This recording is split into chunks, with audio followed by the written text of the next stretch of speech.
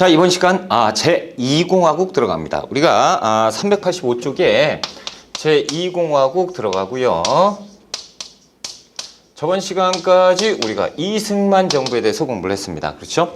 그래서 이승만 정부의 4.19 혁명으로 인해서 이승만 정부, 이승만 대통령이 물러나고, 그리고 이제 이 공화국이 들어왔는데, 대통령 자리가 비어 있으면 안 되죠. 그래서 당시에 이제 외무장관 허정이 그 대통령 권한 승계를 해서 전국을 이끌어 가는데요. 이것을 가지고 허정의 과도 정부라고 합니다. 우리는 이제 허정의 과도 정부는 모르셔도 되는데, 아무튼 이때 빨리 국회에서 뭔가를 처리해야 되는 거 아니냐라고 하면서 3차 개헌을 하게 되는데, 이때 이제 이 그 부패 권력 자유당은 이제 무너지게 되는 거죠. 그래서 자유당이 무너지면서 자, 이제 내각 책임제로 바꿉니다. 이 모든 것은 대통령 중심제 때문에 있었던 거니까 내각 책임제로 바꾸자라는 거죠. 그래서 내각 책임제로 바꾸게 되고요. 양원제 국회로 바꾸게 됩니다. 그리고 이제 총선거를 하게 되죠. 자, 이제 총선거를 다시 실시를 하는데, 자, 여러분 내각 책임제는 뭐냐면 A당, B당이 있어요. 그래서 투표를 합니다. 그래서 승리한 당이 있잖아요. 그러면 승리한 당에서 총리, 수상을 뽑는 거예요. 요것이 이제 내각 책임제인데, 총선거를 실시해서 누가? 민주당이 당연히 압승하겠죠. 그래서 민주당이 압승하고요. 대통령은 윤보선이 이제 대통령, 그리고 총리, 국무총리는 장면이 선출되게 되는데요. 이것을 가지고 이제 장면이 이끌었던 내각이다. 그래서 장면정부라고 부르게 되는 겁니다. 장면정부는 이 공화국이에요. 그렇다면 선생님 대통령이 있는데요. 대통령은 무엇을 합니까? 입헌군주제 기억나십니까? 그래서 입헌군주제라고 하면 그 왕이 있죠. 왕은 무엇을 합니까? 정치를 하는 것이 아니고 이 외교라든가 이런 부분만 담당을 하게 되죠. 그래서 일부분만 떼어서 대통령이 하는 것이고, 모든 일은 예전에 대통령처럼 했던 그 권한이라든가 이런 것들은 총리가 다 맡게 되는 거죠. 이런 제도가 일본도 그렇고 영국도 그렇고 이렇게 지금 현재도 그러고 있다는 거죠. 그래서 이제 제2공화국 장면정부가 들어섰습니다. 이것을 가지고 장면 내각 이렇게 얘기를 하는데, 1960년 그 4월 19일 날 4.19 혁명이 있었잖아요. 그렇죠? 4.19 혁명이 있고 나서 요거저것 거치면서 한 4월 정도가 지나는 거죠. 그래서 1961년까지 61년 5월까지 이렇게 이어지는 정부가 장면 내각, 그렇죠? 내각 책임제 장면 정부가 들어옵니다. 자, 장면 정부가 들어서면서요, 이 그 민주화를 쟁취했던 국민들, 그렇죠? 이 억압되었던 독재에 억압되었던 이 국민들이요, 이 모든 불만을 다 표출을 해요. 그래서 사회 개혁을 해야 된다라는 사회 개혁에 대한 내용을 국회에 맨날 가가지고 얘기를 하니까 국회의원들이 엄청나게 바빠집니다. 내각 책임제잖아요. 그렇죠? 국회의원들이 미친 듯이 일만 하고 막 해도 매일매일 산더미처럼 쌓이고, 그러니까 이게 이제 정리가 안 되는 거예요. 그러다 보니까 이제 왜 우리 일은 돌봐주지 않느냐 그러면서 이제 그 시민단체들이 일어나서 막 시위대가 시위를 하고, 그리고 한쪽에서는 이제 진보 단체들이 이제 등장을 하면서 어떻게 통일을 해야 된다. 그래서 평화 통일을 하자라는 평화 통일 움직임도 있고, 그러면서 이제 그 사회가 엄청나게 시끄러워져요. 점점 시위가 증가하고 막 이렇게 되니까 이것을 다 담아낼 수 있는 준비된 정부가 아니었다라는 거죠. 그러다 보니까 1961년에 5월 달에 뭐가 있었죠? 군사 쿠데타가 일어납니다. 이름하여 1961년 5월 16일에 있었던 박정희 군사가 이제 들고 일어나서 서울을 장악하는 군사정변, 군사 쿠데타가 일어나는 것이 5.16 군사정변입니다. 자, 일단 385쪽 볼게요. 제2공화국 성립. 4.19 혁명 이후에 허정 과도 정부가 들어왔고요. 그 아래 보면 동그라미 2번에서 구성. 그래서 대통령 윤보선, 총리는 장면. 그래서 내각 책임제고 양원제 국회였다라고 이제 보시고요. 평화통일 얘기도 있었고요. 그렇죠? 그래서 사회 개혁 인데 이것이 부작용으로 인해서 사회 무질서가 형성이 되고요. 그러다 보니까 군인들이 탱크를 밀고 서울로 진격하면서 그러면서 한순간에 5월 16일 날 장악을 해버리는 군사 쿠데타가 있었다라는 거죠. 자, 1번 제3공화국.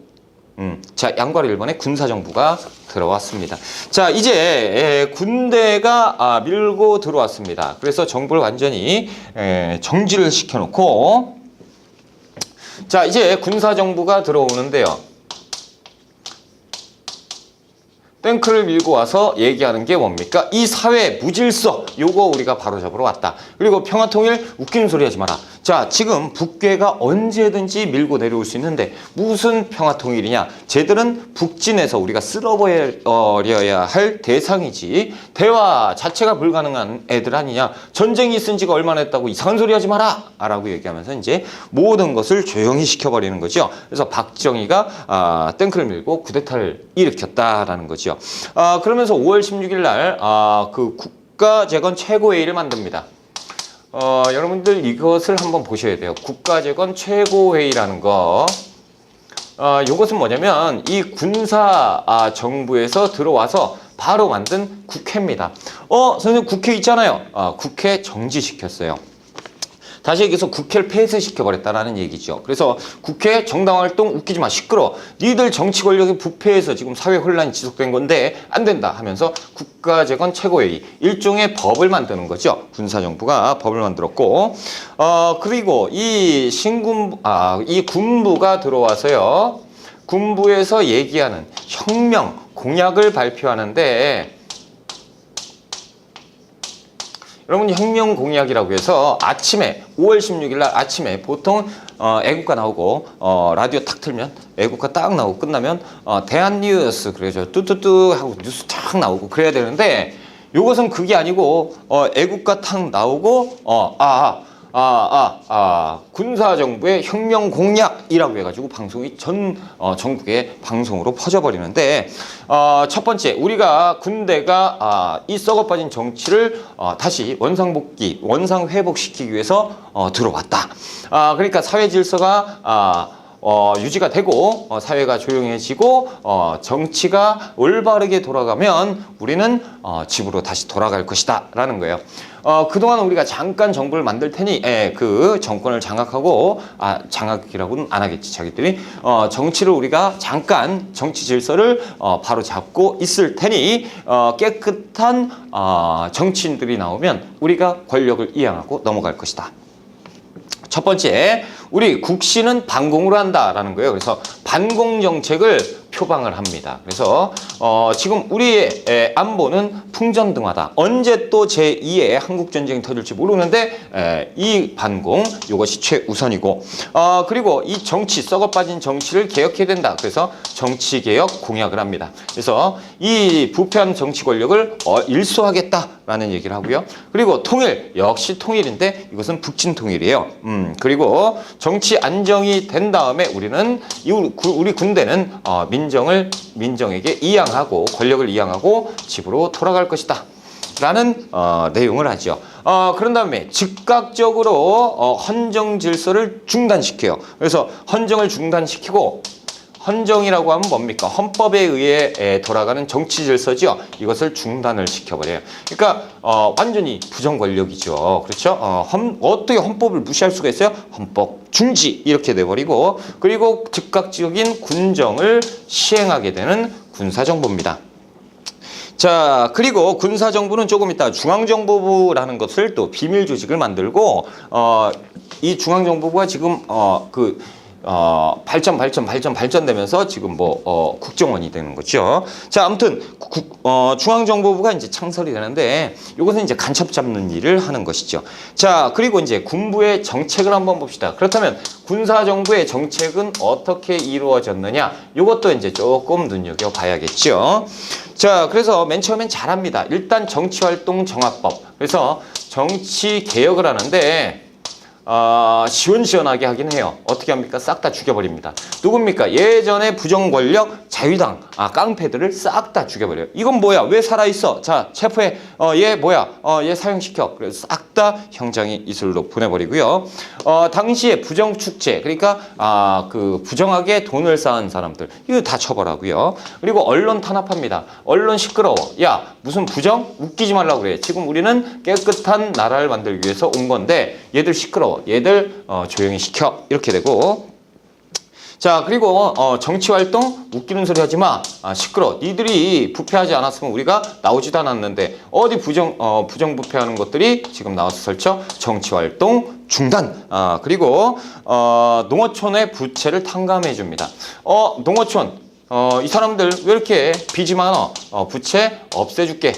이제 당신들은 빚쟁이가 아니오 라고 하고, 그러니까 이건 좀 단점이 있죠. 그러면 도시에서 열심히 사는 사람과 빚을 열심히 갖고 있는 사람들은 형평성이 어긋나죠. 그 사람들은 뭡니까? 그렇죠? 근데 이렇게 시행을 했었고요.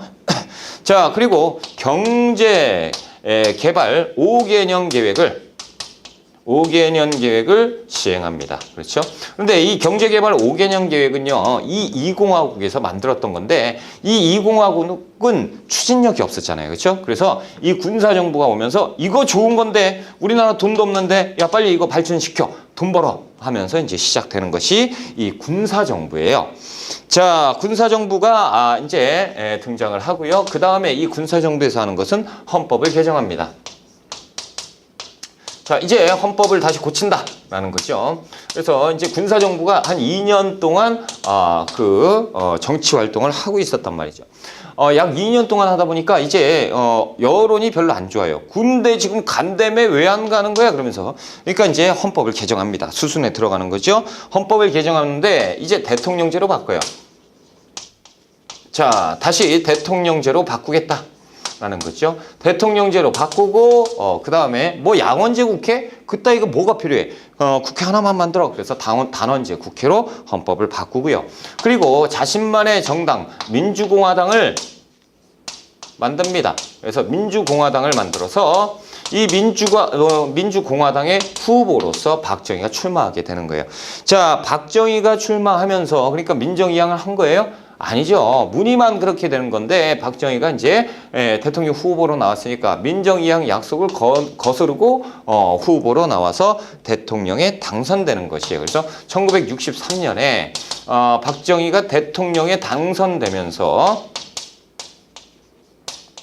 자, 이때부터를 우리가 뭐라 부릅니까? 대통령 박정희가 이끄는 박정희 정부 제3공화국이 시작되었다라는 표현을 쓰는 것이에요. 자, 385쪽에 양괄호 1번의 군사정부입니다. 약 2년 동안의 군정이 있었어요. 그래서 군사정변, 박정희 중심의 군부 세력이 군사정변을 일으키고요. 혁명 공약을 제시합니다. 그리고 국가재건 최고회의를 만들죠. 이것이 입법부예요. 실질적으로 국회 역할을 했었고, 자, 그리고 그 아래 동그라미 2번의 군부의 정책 뭡니까? 정치활동 다 금지시키고요. 반공은 국시로 하고요. 그렇죠? 그리고 국회, 정당, 사회단체 다 해산, 언론 시끄러워, 언론 탄압하고요. 정치활동 정합법 해서 정치개혁을 합니다. 싹 다 깡패들을 죽여버렸다라는 거죠. 그리고 경제개발 5개년 계획을 했는데 이것은 또 잘한 것이다. 그렇죠? 자, 동그라미 3번 헌법 개정. 그래서 대통령제와 단원제 국회를 했는데, 그렇다면 이게 뭡니까? 이 대통령은 직선제예요, 간선제예요? 직선제입니다. 직선제로 바꿔버렸어요. 그렇 다음에 대통령이 박정희가 출마를 했을 때 사람들이요, 자, 잘했다. 근데 지금 농민 엄청 많을 시점이잖아요. 그렇죠? 잘했다. 돈 번대. 야, 우리 먹고 살 게 없는데 잘 됐다. 역시 군인이 이 대통령을 해야 돼. 강력한 추진력을 가졌잖아. 그리고 1공화국 때 이승만 정권 때보다 훨씬 더 깨끗한 것 같아. 그렇죠? 군인이니까 괜찮아. 그렇죠? 그리고 이제 요 혼란, 무질서, 시위 이런 것들 한 번에 싹 다 정리시키고 조용한 세상을 만들잖아. 역시 추진력이 있어. 그러면서 사람들이 뽑아주게 된 거예요. 자, 그리고 이제 양괄호 2번의 박정희 정부에 대해서 한번 공부를 해봅시다. 1963년부터 72년까지가 제3공화국입니다. 자, 그래서 대통령 박정희가 당선이 돼서 대통령으로서 이제 활동을 하려고 이제 딱 앉았는데 앉아서 봤더니요. 우리나라 국고가 완전히 바닥인 거예요. 그리고 우리나라 뭐 GNP, GDP가 말도 못하는 거죠. 당시에 아프리카보다 더 못 살았다고 합니다. 그러니까 완전히 거지 국가였어요. 자, 제3공화국이 들어왔습니다. 이제 박정희 대통령이 이끄는 제3공화국으로 전개가 되었다라는 거죠. 박정희가 대통령이 됐습니다. 자, 니은번 경제 제일주의예요. 자, 이거 지금 큰일 났다라는 거죠. 자, 경제, 야, 우리는 군인이어서 잘 몰랐는데 지금 대통령이 되고 났더니 야, 뭐 국가에 돈이 없어. 이거 뭐 거지들이야? 뭐 어떻게 된 거야? 이런데 무슨 개혁을 하고 야, 돈 벌어와. 이렇게 되면서 삼공학은 완전히 돈 벌러 보내는 거죠. 그런데 돈을 국내에서 버는 거 한계가 있잖아요. 그래서 국외에서 외화를 벌어와라. 이런 쪽으로 이제 확대가 되는 겁니다. 자, 니은번의 경제 제일주의, 경제 성장 우선 정책입니다. 경제는 갑자기 삼공화국 내내 경제는 갑자기 폭발적으로 증가를 해요. 성장을 하는데 대신 이 성장을 억압하는 정책이 있는데 저임금 저고가 정책입니다. 그게 뭐냐면 임금을 낮게 책정을 해주고 곡시가 가격을 낮게 책정을 해주는 거예요. 그래서 선성장 후 분배. 선성장 먼저 성장을 하고 분배는 나중에 해줄게. 열심히 돈부터 벌자라는 것이 삼공화국의 경제 제일주의입니다. 자, 일단 서독에 광부를 파견합니다. 서독에 당시 이제 광부와 그리고 간호사를 파견해요. 그래서 광부와 간호사를 파견해서 돈을 외화를 벌어오고요. 약 3천만 달러. 그러니까 엄청나게 많이 벌어온 거예요. 자, 그리고 이제 그 베트남. 당시에 이제 베트남에 우리나라하고 똑같이요. 사회주의. 그러니까 공산당이 있었어요. 그래서 베트남도 미국이 참전을 해서 이 공산당을 소탕하는데 얘들이 엄청 하게 덤빈단 말이죠. 그러니까 베트남에서 미군이 너무 힘들어요. 그래서 미군이 우리에게 도와달라고 얘기합니다. 형제여 도와줘. 그래서 베트남에 참전을 해달라라고 하는데요. 이 베트남에 우리 박정희 정부는 베트남에 참전을 시킵니다. 엄청난 특수들을 만들어가지고 참전을 해. 엄청 잘 싸워요. 그러니까 미국에서 야, 조금만 더 도와주면 안 돼? 라고 얘기하니까 이제 박정희 정부에서 제시를 하는 거죠. 도와줄 수 있어. 하지만 우리가 지금 도와주고 나면 군대를 빼야 되지. 군대를 빼야 되면 우리나라 안보는 안전은 누가 보장해줘? 그리고 가는데 돈이 너무 많이 들어. 그러니까 우리나라 돈이 없어. 근데 지금 그걸 보내고 나면 어떻게 하란 말이야. 그러니까 이것을 해결해 준다면 보내줄게 라는 조건을 제시하죠. 이것이 브라운 각서인데 미국에서요. 요거에 대한 성명서를 발표해요. 오케이, 알았다. 그래서 브라운 각서에 대한 내용을 한번 볼까요? 한국의 현대화. 그래서 한국군의 현대화를 위해서 우리가 돈을 지원해 주겠다. 자, 한국인의 안전보장 미군이 지켜줄게 라는 거죠. 그리고 세 번째 경제발전 지원 이런 것들 있잖아. 니들이 원하는 것처럼 우리가 먼저 지원해 줄게 라는 거죠. 이것이 브라운 각서고 이 연도가 1966년입니다. 1966년. 그래서 박정희 정부 3공화국 때다라는 거죠. 그래서 베트남에 우리가 한 5만 명 정도를 파견을 하게 되는데 자, 1964년부터 파병을 보내는데요. 우리 시험에서는 1965년으로 나오니까 65년으로 푸세요. 64년에는 비전투 부대를 먼저 보냅니다. 그리고 전투 부대는 65년부터 보내거든요. 그러니까 너무 어렵죠? 그러니까 헷갈리니까 65년으로 푸시면 됩니다. 책은요, 정확히 해야 되니까 64년으로 제가 써놓은 거고요. 자, 그런 다음에 이제 또 돈을 벌어야 되는데 돈 벌 데가 없나 찾아봤더니 일본이 있어요. 야, 일본 놈들 니들 있잖아. 우리나라한테 사과도 안 하고 말이야. 일제강점기 보상도 안 했어. 자, 빨리 보상해줘 라는 거죠. 그래서 한일 국교 정상화. 일본에서도 얘기합니다. 그래, 한국과 국교를 정상화하는 게 맞다. 이 한국에서 미국한테 자꾸 돈을 빌려줘 라고 얘기하고 친하게 지내, 무역도 좀 하자 라고 얘기하니까 미국이 또 조건을 제시합니다. 야, 일본하고 우리하고 친한 거 알지? 근데 니들하고 일본하고 안 친해. 그럼 이게 무역이 형성이 되겠어. 그러니까 일본하고 좀 친해지는 게 좋을 것 같은데 그런 다음에 우리가 많이 도와줄게. 아 그래? 알았어. 그러면서 이제 국교를 정상화 시키는 거죠. 자, 기억번 미국의 수교 요구입니다. 그래서 당시에 그 중앙정보부 부장 그 누굽니까? 김종필은 박정희 조카의 사위예요. 그러니까 조카 남편. 그러니까 박정희 조카 사위. 뭐 그냥 조카다라고 보시면 돼요. 그러니까 이 김종필이 대표로 이제 갑니다. 당시에 일본 수상은 오이라예요. 오이라를 만나가지고 여러 얘기들 계속 하루 이틀 걸리는 게 계속 합니다. 그러면서 이제 얻어온 것이 한일 국교 정상화예요. 그래서 우리가 일본에게 얘기하죠. 야, 니들 일제 그거 배상 안 할 거야? 그러니까 일본 애들이 얘기합니다. 야, 무슨 배상이야? 니들이 승전국도 아니잖아. 라는 얘기를 하죠. 김구 선생이 울부짖었잖아요. 이런 일이 벌어질 걸 뻔히 알았다는 거지. 그러니까 그럼 어떻게? 그러지 말고 우리가 니들 독립을 축하하는 명목으로 독립 축하금 쪽으로 우리가 돈을 지원해 주는 건 어때? 라는 거죠. 그래?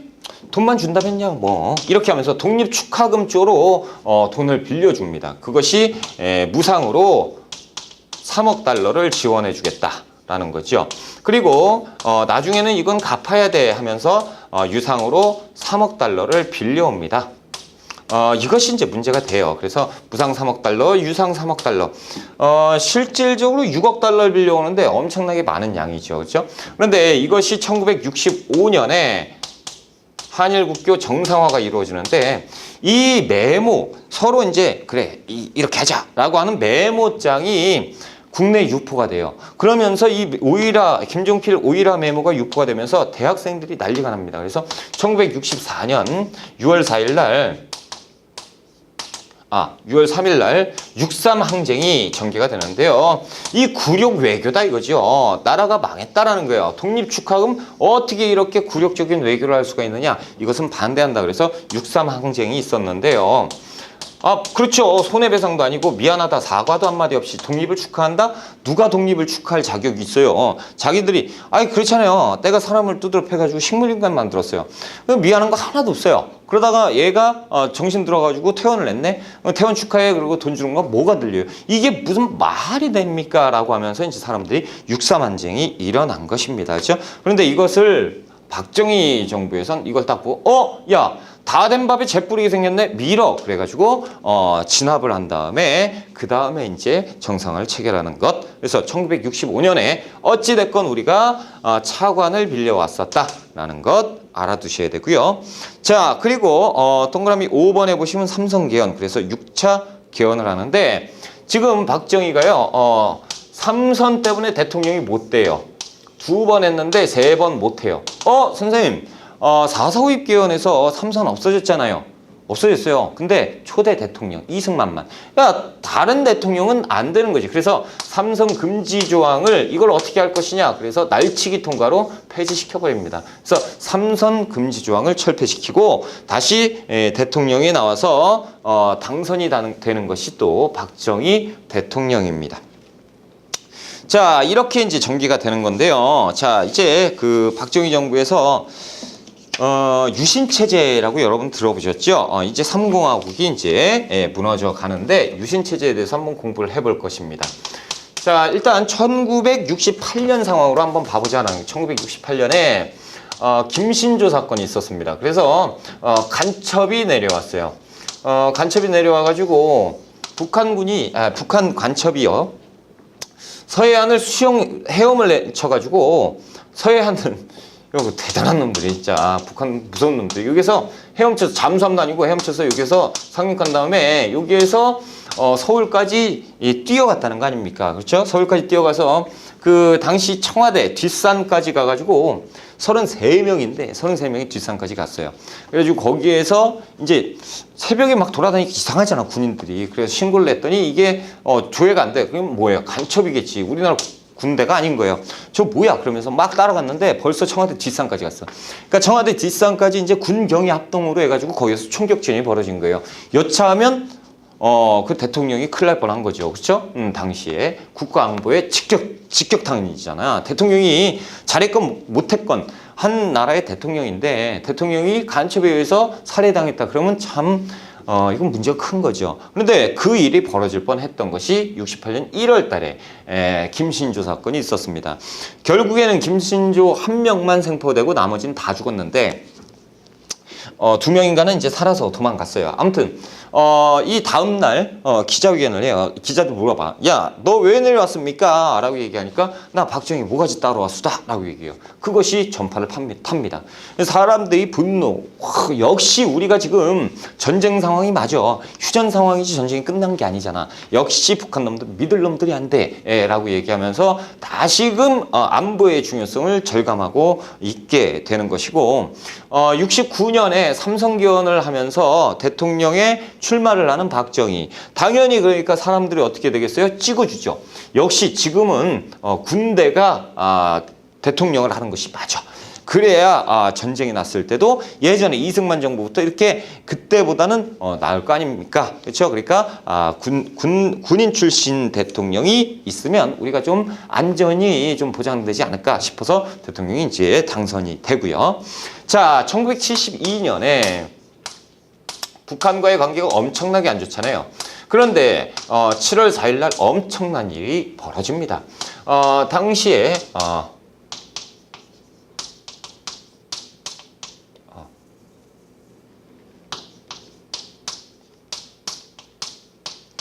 당시 중앙정보부장이 바뀌었어요. 이우락이라는 사람이 중앙정보부장이었어요. 그래서 이우락이 이제 나와서 아침 10시에 그 기자회견을 하는데 여러분 제가 북한에 다녀왔습니다. 이 얘기를 하는 거죠. 우와, 북한에 다녀왔대. 그것도 중앙정보부장이 북한? 근데 어떻게 살아 돌아왔대? 막 이렇게 되는 거죠.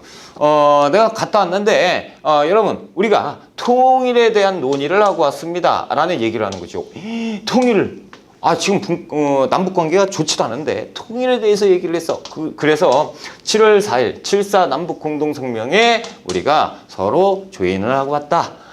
그래서 지금 같은 시간에 북한에서도 똑같이 방송을 하고 있다라는 얘기를 합니다. 실제로 똑같이 방송을 했고요. 그래서 통일을 어떻게 하겠냐? 자, 우리가 자주적으로 통일하자. 그리고 평화적으로 통일을 해야 되겠다. 그리고 자주 평화니까 남이 끼어서는 안 된다라는 거죠. 그리고 우리는 한민족 아니냐. 그래서 민족적 대단결에 의해서 이런 원칙에 의해서 우리가 통일을 이룩하는 것이 어떻겠느냐라는 성명을 발표를 해요. 그래서 이것은 외워야 돼요. 7.4 남북 공동성명의 내용, 자주평화, 민족 대단결의 통일 원칙입니다. 외우셔야 돼요. 자, 그러니까 이제 사람들이 난리가 났어요. 이거를 지금 북한하고 사인해가지고 같이 발표를 했으니까 야, 역시 박정희구나. 그렇죠? 박정희 정부 역시 통일로 통일 국가를 완성하겠다는 약속을 지키는구나. 이 관계가 안 좋은 이 시점에서 저런 것을 협의하고 다니 대단한 정부다라고 하면서 우와, 이런 뭡니까? 분위기가 형성이 돼요. 그때 이제 1972년 10월 달에 이제 박정희가 이런 상황에서 무엇을 선포하냐면 또 비상계엄을 선포를 합니다. 자, 여러분 지금 통일이 목전에 왔습니다. 다들 보셨죠? 그런데 지금 통일이 목전에 왔는데 지금 보세요. 국제사회가 지금 우리를 쳐다보고 있습니다. 게다가 북한도 우리를 쳐다보고 있는데 우리가 질서를 유지하면서 사회의 질서를 유지하면서 이렇게 안정된 분위기로 가야지 이렇게 어수선하면 안 되겠습니다. 그래서 비상계엄을 선포하니 이해들 바랍니다. 그렇지. 사회 질서가 중요하지. 이렇게 되고 그리고 여러분 10월 달에 얘기하죠. 지금 통일을 하려고 봤더니 우리나라 헌법이 문제가 있습니다. 우리나라 헌법은 지금 북한을 쳐야 되고 그렇다면 지금 내가 대통령인데 헌법을 위반하면서까지 이럴 수는 없지 않습니까? 그래서 새로운 헌법을 가지고 왔는데 한번 봐주세요. 이른바 유신헌법이라는 법을 가지고 옵니다. 유신헌법. 그래서 유신을 발표해요. 여러분들 이 헌법입니다. 한번 봐주세요. 자, 이것은 합법적으로 절차에 의해야 되니까 여러분들 요거 국민투표에 붙이겠습니다. 국민투표로 해서 이 통과를 시켜줍니다. 국민들이 통과를 시켜줘요. 하지만 유신헌법 이면에는 무슨 내용이 있습니까? 엄청난 내용들이 많이 있었죠. 자, 386쪽이에요. 중간에 2번 사공화국 유신체제인데요. 양과로 1번 유신체제입니다. 배경 박정희 정권이 대외 내적 위기감을 극복하고 독재 기반을 강화하는 이 제도가 유신체제인데 동그라미 2번에 유신체제 성립, 기억번 7.4 남북 공동성명입니다. 그래서 자주통일, 평화통일, 민족적 대단결에 의해서 우리는 이 통일의 길로 이룩할 것이다 라는 성명을 발표를 하고요. 그래서 그 아래에 보시면 남북조절위원회가 나오는데요. 이 남북조절위원회도 체크를 해두세요. 같이 나와요. 그래서 남북공동성명을 발표를 하고 남북조절위원회를 설치했다. 그러면서 이제 남북대화를 하려고 했었다. 이게 다 언제다? 1972년이다. 이 상황을 외우셔야 돼요. 자, 니은번 유신헌법의 등장. 그래서 그 아래 보시면 10월 유신헌법을 공표합니다. 자, 동그라미 3번 이 내용을 보셔야죠. 유신헌법의 내용입니다. 자, 기억번. 개인의 자유와 민주주의 정치활동을 제약합니다. 민주주의 없어요. 그렇죠? 그리고 가장 중요한 건 뭐냐면 헌정 파괴죠. 요겁니다. 유신헌법의 최고 중요한 내용은 지금 현재 헌법 있죠? 요것은 파기시키는 거. 버려. 이 헌법이 이제부터 헌법이야. 이렇게 되는 거죠. 이게 유신헌법이에요. 자, 개인의 자유와 민주주의 정치활동을 제약했던 권위주의 독재체제가 유신헌법이고요. 니은번 대통령의 권한이 엄청나게 강화됩니다. 의회와 사법부를 대통령이 장악을 해요. 그러면 사건분립이 입법사법행정인데 이걸 대통령이 다 갖고 있으니까 이게 말이 됩니까? 장악했어요. 초법적인 긴급조치권입니다. 여러분 긴급조치권 몇 호 이런 거는 들어보셨죠? 이게 뭐냐면 저 풍기문란이야. 저 치마가 왜 이렇게 짧아? 자, 긴급조치 몇 호. 그러면 이제 무릎 위 몇 센치까지 벗어나면 이거는 풍기문란입니다. 그럼 잡혀가는 거예요. 저 머리가 왜 이렇게 길어? 야, 저거 비위생적이야. 저거 긴급조치 몇 호. 그러면 머리 잘라야 됩니다. 이제 장발단속 들어가고 이게 뭐예요?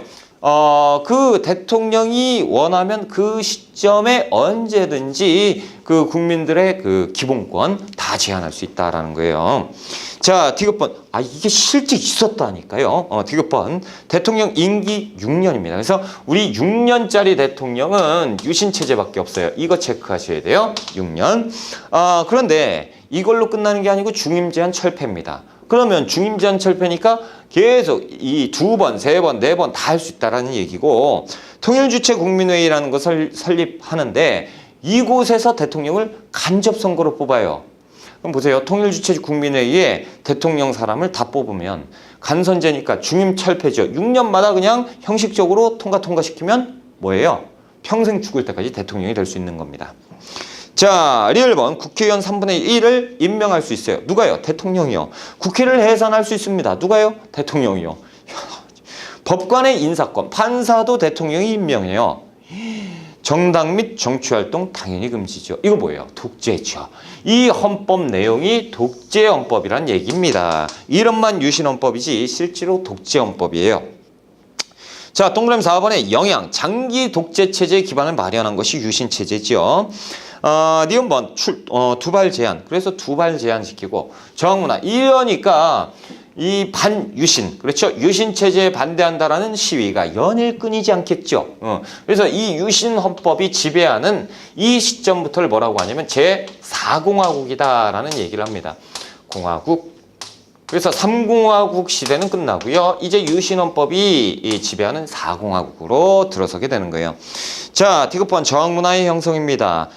이제 연일 대학가에서 시위가 끊이지 않는데 이때 대중가요가 하나가 발표가 되는데요. 이 긴 밤 지새우고 아침 이슬 불림마다 맺힌 태양은 묘지 위에 붉게 타오르고 이 노래가 있어요.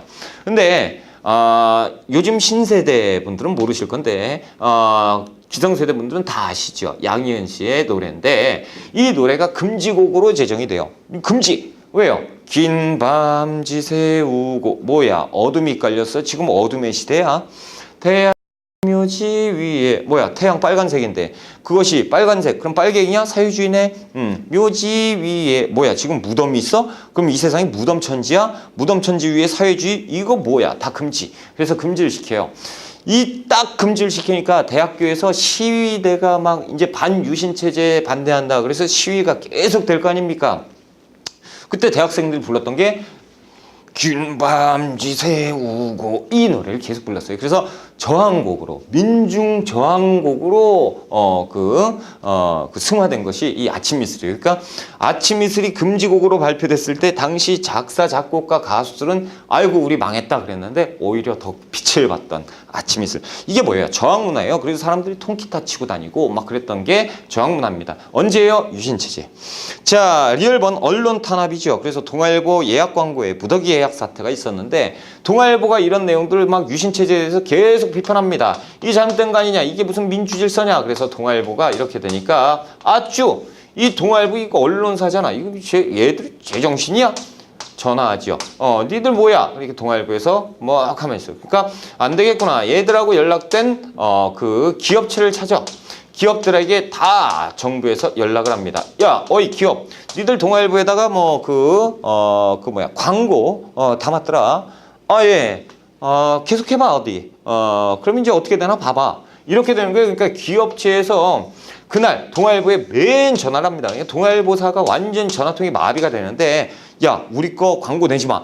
지금 지워. 그래가지고 그날 동아일보 신문이 막 있는데 여기 빵꾸가 빵 나고 여기 빵꾸 빵 나가지고 백지 상태로 이 글자는 있는데 인쇄는 다 됐는데 이걸 다 지웠어요. 그러니까 이렇게 지워가지고 막 나간 신문이 있는데 이것이 동아일보 광고 예약 그 무더기 해약 사태입니다. 이것이 또 제4공화국에서 있었고 그러다 보니까 민중들이 불만이 속출하죠. 이게 민주주의냐 그러면서 난리가 나는 겁니다. 그러면서 민중들이 들고 일어나는데 이건 제4공화국 대통령의 권한이 있잖아요. 유신헌법 그렇죠? 다 밀어. 그러면서 싹 다 밀어버리는 거죠.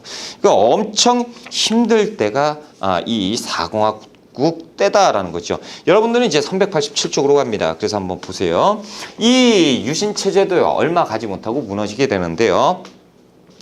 자, 일단 1978년으로 가면 전국이 아주 그냥 엄청나게 정신없이 그 소용돌이 치게 되는데요. 1978년에 제2차 석유파동이 있어요. 석유파동. 그러니까 석유가가 그냥 장난이 아닌 걸로 돼버리는 겁니다. 그러니까 석유값이 막 올라가고 막 폭등되니까 이 경제 마비되죠. 사람들은 못 살겠죠. 너무 물가 뭐가 팍팍 올라가죠. 이거 어쩔 거냐 그러면서 이 정부가 지금 뭐 제대로 하는 게 뭐가 있느냐 그러면서 시위대 팍 연일 시위가 계속되고요. 1979년에 어떤 일이 있었냐면 YH 무역 노동운동이 있었습니다. 자, YH 무역회사에서요. 어떤 일이 있었냐면 이 회사 그 사장이요. 그 돈놀이에 빠져요. 그러면서 이제 여기저기 투자를 막 해버려요. 그러면서 이제 투자했던 데가 다 망하니까 자금줄이 막혀버리죠. 그래서 YH 무역회사를 우리가 문을 닫아야겠다. 그래서 하루아침에 문을 닫아버려요. 그래서 YH 무역회사 출근하는 여공들이 대부분이었어요. 여자 근로자들이 대부분이었는데 출근을 했는데 문이 막혀 있어요. 그래서 철문으로 딱 쇠사슬이 감겨 있고 하나 글자만 딱 써 있다라는 평말만. 여러분들 무역회사가 부도가 났으니 집으로 돌아가세요. 엄청 열받죠. 아니 하루아침에 그냥 다 백수가 된 거예요. 이 엄청나게 큰 회사가 백수가 되고 여공들이 막 눈물 펑펑 쏟고 우리 이제 어떻게 할 것이냐 막 그러다가 생각해보니까 임금이 두세 달 밀려 있었단 말이야. 그러면 두세 달치 임금이라도 달라 그러면서 확 하면서 시위가 엄청나지니까 국가에서요. 이게 왜 이렇게 시끄러워? 이 뭐야 이거? 왜 이렇게 시끄러워? 쟤들 뭐야? 야 쟤들 밀어. 그래가지고 경찰력이 막 등장을 합니다. 그러면서 여성들을 막 진압을 하는데 엄청나게 심했어요. 그냥 여성들 그냥 머리끄댕이 잡고 싸대기를 막 따기 치고 막 그거 막 배 막 발로 차고. 그러니까 이제 이 여성 근로자들이 힘드니까 막 도망가요. 그러니까 옥상까지도 도망갔단 말이야. 그러니까 경찰들이 가가지고 아이 내려와 난간에 올라가서 오지 마세요. 저 오면 떨어질 거예요. 오지 마세요. 야 그냥 내려오라고 갔는데 진짜 떨어져 버렸어. 그래서 떨어져 완전 직사하고 이런 일들이 신문에 대문짝만하게 보도가 되고 그러니까 이제 강경 진압 어쩌고저쩌고 막 나오니까 이 정부에서 이제 난리, 이거 뭐야, 이거 어떻게 된 거야? 야, 언론 막어. 이렇게 되고 정신 하나도 없을 때 이 노동자들이요, 근로자들이 안 되겠다. 우리 당시에 제1야당 신민당으로 가자라고 하는 거죠. 그래서 이 신민당에 몰아칩니다. 근로자들이 몰아쳐서 제1야당이면 야당답게 해야 되는 거 아니냐. 야당이면 독재 권력에 맞서서 싸우고, 그리고 우리가 지금 이런 일이 있었는데 두드러 맞아 피투성해야 되는데 니들이 막아줘야 되는 거 아니냐. 야당이 뭐 하는 거야. 그렇게 신민당 사이에 당원들이 내려가지고 여러분들 알겠습니다. 이것을 이 여러분들 임금 문제라든가 이런 문제 우리가 해결할 테니까 좀만 시간을 좀 두고 차분히 좀 기다려주세요. 알겠습니다. 알았다. 그러면서 시위를 계속하니까 이건 또 뭐야? 야, 여기로 가! 그러면서 신민당사를 쳐들어갑니다. 그러면서 경찰력이 신민당사 가면서 다 두드러 패면서 또 진압을 하는 거예요. 이건 잘못된 거죠. 지금 아무리 그래도 현재 만약에 이런 일이 있다 그러면 난리가 날걸요? 그쵸? 이거 완전히 국제 탑뉴스예요. 어디 이 당사에 가가지고 다 두드러 부십니까? 근데 이때는 그랬어요. 그러니까 당시에 신민당 총재 지금 이제 돌아가신 예전의 대통령 YS 있죠. 김영삼 대통령, 그렇죠? 총재였어요. 신민당 총재가 이제 비판을 하게 되는 게 기자회견하면서 이게 지금 말이 되는 것이냐? 지금 현재 이게 민주주의냐? 난 모르겠다. 지금 이건 잘못된 것이다. 딱 그러니까 이건 또 뭐 하는 놈이야? 이 뭐 대표라는 것이 이러고 있어. 야, 얘 잘러. 그러면서 국회에서 제명을 시켜요. 당연한 거죠. 이건 간단한 거 아닙니까? 그렇죠? 국회에 제명을 시켜버렸습니다. 왜요? 유신체제니까. 이거 대통령의 권한이에요. 잘라버렸어요. 당시에 YS가 그 표의 텃밭이 부산과 마산이었어요. 부산과 마산에서요. 사람들이 이거 도대체가 안 되겠구나. 이놈의 정권이 완전히 미친 정권이다. 어떻게 그것도 일개 그 당원, 국회의원도 아니고 총재를 이룰 수가 있느냐. 이건 정권 무너져라. 그러면서 와 하면서 등장을 했으니 그것이 부산과 마산의 항쟁 앞잡다서 부마항쟁이 전개가 되는 겁니다. 부마항쟁이 막 이러는데 갈수록 가관이네. 야, 이거 밀어버리라니까. 각하 안 됩니다. 안 됩니다. 더 이상 이렇게 강경 진압하면 안 됩니다. 뭐가 안 돼? 너무 많이 피를 흘렸습니다. 절대 안 됩니다. 야, 알았다. 자, 1979년 10월 26일 날. 야야야, 아이고, 술이나 좀 마시러 그러자. 아우, 복잡해. 술을 마시죠. 술을 마시면서 그때 당시에 그 중앙정보부장 김재규가 총을 꺼내서 바로 그 자리에서 즉사를 시켜버리죠. 빵빵빵. 이게 10월 26일 날 11.6 사태였습니다. 그렇죠? 그러면서 이제 이 유신 정권은 막을 내리니 4공화국의 끝은 10월 26일 날 그 11.6 사태였습니다. 자, 한번 볼게요. 자, 그 387쪽이죠. 유신체제 붕괴, 석유파동으로 인한 경제위기, 장기 집권에 대한 국민 비판. 그래서 그 두 번째 줄 끝에 보시면 YH 무역노동운동이 있었죠. 그렇죠? 그러면서 신민당 총재 김영삼이 제명이 되면서 부마항쟁으로 발전이 됐고 11.6 사태로 박정희가 피살되면서 끝났습니다. 자, 그 아래쪽으로 보세요. 이제 제5, 6공화국을 이제 들어갈 건데 11.6 사태가 있었습니다. 그렇죠? 뭐 이 사건에 대한 어떤 내용은 이제 논외로 하고요. 이 이후의 상황을 한번 봐봅시다. 자, 박정희가 피살됐습니다. 그럼 대통령이 없어진 거죠. 대통령이 자리를 비우면 안 되니까 당시에 최규하가 국무총리 최규하가 이 권한대행을 합니다. 자, 이 권한대행을 받은 대통령 권한대행 최규하가 통일주체 국민회의에서 권한대행을 계속하니까 이 불안해서 안 되겠다. 당신이 그냥 대통령을 하시오. 그러면서 최규하 대통령으로 선출을 해버립니다. 그래서 최규하 대통령이 이제 집권을 하게 되는데요. 이 당시에 11.6 사태가 있었으니까 뭐가 선포됐겠습니까? 이 비상시국이잖아요. 그래서 비상계엄이 선포가 되어 있는 상태에서 최규하가 대통령으로 선출되었습니다. 자, 이렇게 대통령으로 가고 하고 있을 때 최규하는 대통령으로서 뭔가 좀 부족한 면이 있었다라는 거죠. 말도 좀 없고요. 좀 행동도 늦고요. 그러다 보니까 흐지부지하고 있어요. 그러니까 이제 비상계엄 해제하라 막 하면서 막 연일 시위가 또 계속되고 그렇습니다.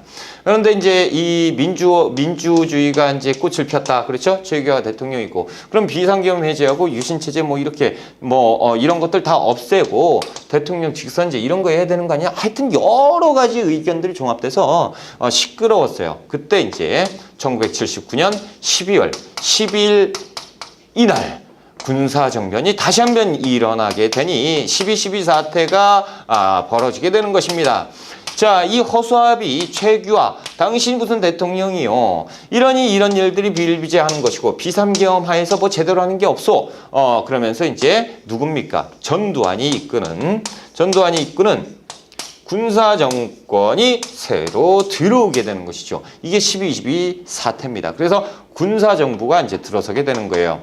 다 불법이죠. 다 불법. 그런데 이 전두환은 예전에 박정희가 했던 그대로의 모습을 따라합니다. 5.16 군사 쿠데타 있었죠? 그거하고 거의 흡사하게 들어오게 되는데요. 자, 일단 여기까지 하고 책으로 한번 볼게요. 신군부의 등장입니다. 그렇죠? 그래서 12.16 사태가 있었고 비상계엄이 계엄령이 선포되었고 통일주체 국민회의에서 최규하를 선출했었고요.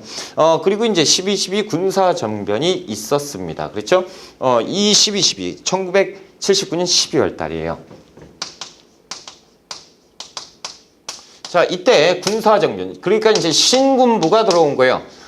군부인데 그 예전의 군부하고 또 다른 군부, 새로운 군부, 신군부라고 쓰는 건데 신군부가 등장을 했습니다. 그러니까 이제 사람들이 이건 뭐야 지금 민주주의가 다가왔는데 지금 군사정부가 다시 들어와서 뭐야 다시 독재 들어간다고? 군대는 물러가라 이렇게 되는 거죠. 그래서 신군부 물러가라라는 시위가 연일 계속됐어요. 계속되다가 언제까지 되냐면 5월 달까지 계속됩니다. 그래서 이 5월 달에 그 서울역 1980년 5월 달에 서울역 시위가 절정에 다다랐어요. 와, 이 군대가 막 쑥대밭을 만들고 강경 진압을 합니다. 이때 이제 이 봄이잖아요. 그래서 이때를 서울의 봄이라고 부르는데 아주 암울한 서울의 봄이죠. 자, 이렇게 됐는데 이 학생들이요, 조직화하면서 막 합니다. 그러다가 자, 지금 진압이 심해지니까 조금 소강 상태에 접어들어요. 조금 우리가 몸살이고 다시 계획을 잡자. 그러고 있을 때 5월 17일 이때쯤 5월 17일 5월 이 사이에 소강 상태에 접어들었을 때 광주는 그렇지 않았다라는 거죠.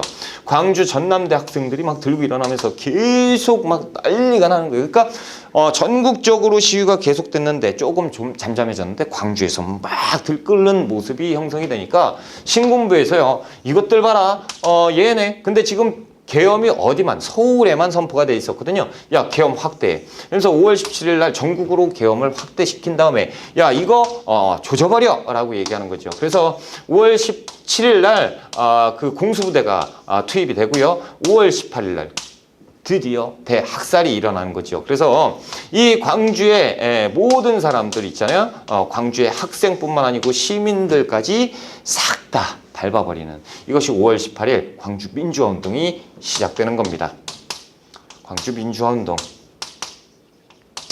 이 피해자들 어쩔 거냐 이거죠. 지금 아무튼 자, 광주 민주화운동인데 5월 18일 날 빵빵빵 요게 시작돼서요. 5월 내내 계속 시작됩니다. 그러면서 아주 그냥 대학살이 일어나게 되는 거예요. 이때 광주에 맨 처음에는 이제 시위대를 공격을 했었는데 시위대는 이제 학생들이 대부분이었고 학생들이 막 총 맞아서 죽어버리니까 사람들이 놀래는 거죠. 그러면서 시민들도 가세하고 그렇죠. 광주 시민들이 가세하면서 이렇게 되니까 이때 우리는 뭐만 했냐면 돌만 던졌습니다. 뭐가 없어요. 돌. 뭐 기껏 해봐야 어떻게 화염병 만들어가지고 던지는 정도 없었어요. 근데 얘들은 뭐 했어요? 총 쐈어요. 이건 문제가 심각한 거지. 그러니까 이 시민들이 뚜껑이 열리는 거죠. 생각을 해보세요. 여러분들 친구가 죽었어요. 아무 잘못도 없었어요. 그냥 가서 돌 던졌는데 얘들은 총 쐈어요. 어떨 것 같아요? 돌아버리죠. 그러니까 이때부터 시민들이 광주 도청 점거하고 뭐 시청, 뭐 경찰서 이런 걸 다 털어버리는 거예요. 그러면서 무기를 다 챙겨가지고 이걸 나눠주기 시작해요. 시민군이 만들어지는 거야. 그러면서 이 시민군들이 이 계엄군하고 맞서게 되는 거죠. 결국에 얘들이 어떻게 무자비하게 쏴대면서 학살을 자행하고 끝이 나는 것이 광주 민주화운동입니다. 시민들, 무고한 시민들이 엄청 많이 죽었고요. 당시에 그 임신을 하고 있는 임신부들 있죠. 이 계엄군들이요. 임신한 임신부의 여성을 발로 걷어차고요. 총칼로 배를 더 이제 못하겠어요. 더 말씀을 드리고 싶은데 시간 관계상 아무튼 무고한 시민들이 엄청나게 학살당했습니다. 그래서 지금도 광주 민주화운동 이 피해자분들이 벌벌 떨잖아요. 이 얘기만 하면 부들부들 떱니다. 그렇죠? 그런데 이걸 가지고 혹자들은 얘기하죠. 이게 폭도 아니냐? 여러분들 이거 천벌받습니다. 그렇죠? 어디 자 넘어갈게요. 387쪽. 광주 민주화운동이 전개되고요. 이 신군부가 무자비하게 학살을 자행했습니다. 그렇죠? 자, 양과로 2번. 이것은 재판 받았습니다. 그렇죠? 이거 재판 난 거예요. 그래서 폭도 아니에요. 폭동 아니고 이건 민주화운동입니다. 그리고 이 세력들 다 처벌받았죠. 사형받았습니다. 그렇죠? 그러면 이거 잘못된 거죠. 학살 맞다는 얘기예요. 자, 어찌됐건 이제 이것을 계기로 해서요. 전두환 정부가 들어서게 됩니다. 이제 전두환 정부. 이 모든 것을 누가 했죠? 신군부가 했잖아요. 그렇죠? 신군부의 우두머리 전두환입니다. 자, 이 전두환은 어떻게 뭡니까? 이 광주 민주화운동 이후에 어떻게 대통령이 되고 권력을 장악했는지 한번 보자라는 거죠. 자, 신군부는요. 국가보위 비상대책위원회를 엽니다. 이른바 국보위예요. 이런 것들을 만들어 놓고 이것이 예전에 통일주체국민회의하고 똑같은 거예요. 이것을 만들어내요. 국가보위 비상대책위원회를 만들어요. 그래서 권력을 장악하고요. 언론 통제하고요. 국민의 그 모든 기본권을 다 제한을 하게 되지요. 자, 그리고 통일주체국민회의에서 지금 통일주체국민회의는 있잖아요. 그렇죠? 이 통일주체국민회의에서 간선제로요. 대통령을 뽑으니 그것이 선출됐어요. 대통령의 명분이 없잖아요. 그렇죠? 불법적으로 자기들끼리 그냥 선출을 해버리고 그 다음에 1980년 10월 달에 개헌을 합니다. 대통령을 바꿔요. 이래도 말이 많죠. 네가 무슨 대통령이냐 막 그러니까 야 개헌하자. 헌법 바꿔. 그래서 헌법을 바꿉니다. 자 7년 단임으로 한 번만 그렇죠. 그래서 대통령을 선출하는 간선제로 뽑자라는 헌법으로 바꿔요. 야 나는 양심적이야. 그래도 7년 딱 한 번만 할 거야. 중임 이런 거 없어. 그리고 간선제로 딱 한 번만 할게. 한 번만 한다는데 뭘 이렇게 이제 하고 다시 어디에서 그 통일주체국민회의를 통해서 그렇죠? 그래서 이렇게 간선제기 때문에 지 마음대로죠. 아이고 죄송해요. 자기 마음대로죠. 지라고 하면 하대하는 거니까 자기 마음대로 이렇게 해서 대통령이 뽑힙니다. 이것이 전두환 대통령이에요. 그래서 1981년에 민주정의당 이름하여 민정당을 조직을 하고요. 이때 총재로 전두환이 전면에 등장을 하고요. 1981년 2월 달에 전두환이 대통령이 되는 전두환 대통령을 선출을 하게 되고 이때부터를 뭐라고 부릅니까? 제5공화국이다 라고 부르는 거예요. 제5공화국. 자, 제5공화국을 5공화국이 시작됐습니다. 자, 책 페이지 387쪽으로 갈게요. 자, 양괄호 2번의 전두환 정부입니다. 동그라미 1번 제5공화국이 만들어졌어요. 배경, 신군부가 뭐 만들었더니 국보위를 만들었어요. 그래서 권력을 장악하고요. 제5공화국 전두환 대통령을 선출했죠. 통일주체국민회의에서 선출을 하고요. 8차 개헌합니다. 그래서 7년 단임의 간선제로 하겠다. 그러면서 이제 대통령으로 선출되는 거잖아요. 그렇죠? 선출되었다라는 거예요. 자, 전두환 정부는 역시 군사정부입니다. 그러다 보니까 뭐 찍어 누르겠죠? 자, 어떻게 찍어 누르는지 강압정치, 민주화운동 억압합니다. 민주화? 웃기고 있네. 야, 시끄러. 억압하고 삼천교육대라고 만들어서 이상한 군대를 하나 만들었는데 그겁니다. 불량배를 소탕하겠다. 그런데 이유는 그거죠. 그런데 목적은 그건데 절대 그렇잖아요. 노상방뇨, 고성방가 다 잡아갔어요. 그리고 거기에서 교육을 시키는데 여러분들 군대 갔다 오신 분들은 유격 있죠. 여성분들은 모르는데 여성분들은 그건 알죠. 얼차려. 계속 벌 받는 거 있죠. 이것만 24시간 내내요. 잠도 못 자요. 잠 자다가 일어나! 그러면 일어나고 이걸 하는 거예요. 뭐 6개월, 1년, 3년 자기 멋대로 그냥 너 3년 해. 그래가지고 하는 거예요. 이렇게 하는 억압하는 삼천교육대.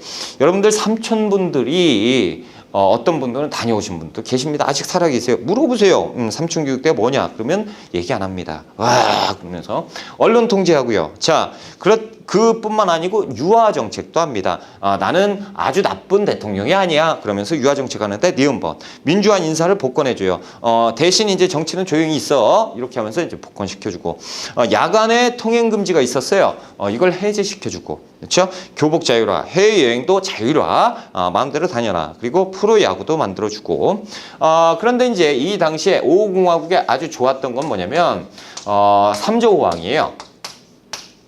그래서 세계 경제가 굉장히 좋았습니다. 반사 이익으로 우리도 경제가 좋아지죠. 그래서 저금리, 달러, 유가로 인해서 우리가 조금 좋은 세상을 살았었다라는 거죠. 이 당시에요. 저도 아직 기억나는데 100원짜리 과자가 있었어요. 이따만 했어요. 그 초코 과자 있잖아요. 이따만. 그리고 1000원짜리 그 선물 세트. 그럼 거기에 별게 다 있어. 껌, 사탕, 뭐 과자에서 다 있어요. 그때 3,000원이었으면 엄청났어요. 집값도 엄청 쌌습니다. 2천만 원이면 집을 샀어요. 아파트 3천만 원 이상이면 웬만한 아파트 샀어요. 4천만 원. 그렇죠? 지금 따지면 지금은 힘들죠. 자, 아무튼 이렇게 해서 우리가 제5공화국까지 공부를 했고요. 우리가 조금만 쉬었다가 6공화국 들어갈게요.